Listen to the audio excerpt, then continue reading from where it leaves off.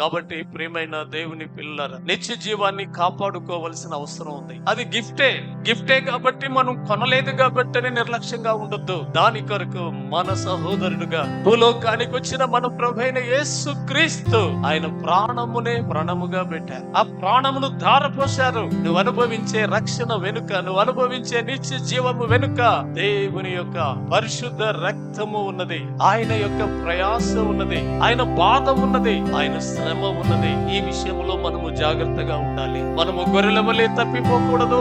క్రైస్తవులముగా తప్పిపోవడానికి అలవాటు పడ్డాం. దయచేసి తప్పిపోవద్దు. నీ కొరకు ఖర్చు పెట్టిన అది పరిశుద్ధ రక్తము. ఆ రక్తమును నీవు అనుభవిస్తూ దాని నుంచి దూరంగా వెళ్లి కాళ్ళతో తొక్కొద్దు. చాలా ప్రమాదం. దేవుని ఉగ్రత నీ మీదకి రావటానికి అదే కారణం. కాబట్టి నిత్య జీవమును పొందిన నీవు దాన్ని అనుభవించాలి. ఆ నిత్య జీవము యొక్క ఉద్దేశం ఏంటో తెలుసుకుని దానిని నువ్వు ఆస్వాదిస్తూ నీ దేవునికి మహిమకరముగా జీవించాలి. గాని నీ ఆలోచన ప్రకారం నీకేం తెలియదు. ఆ తెలియనితనంతో నీవు నిత్య జీవాన్ని కోల్పోతున్నావు. కనుక తెలుసుకో, ప్రభువుని అడుగు. ఎవరికేం తెలియదు. మనం అడుగుట ద్వారా, ప్రార్థించుట ద్వారా ప్రభు మనకు తెలియజేస్తారు. తెలివి కలిగి ఉందాం, వివేకము కలిగి ఉందాం. దేవుని గురించి తెలుసుకునే విషయంలో నిర్లక్ష్యముగా ఉండద్దు. తెలుసుకున్న దాన్ని నమ్మి ఆ ప్రకారం మీరు జీవిస్తే నిత్య జీవాన్ని మీరు కాపాడుకోగలరు.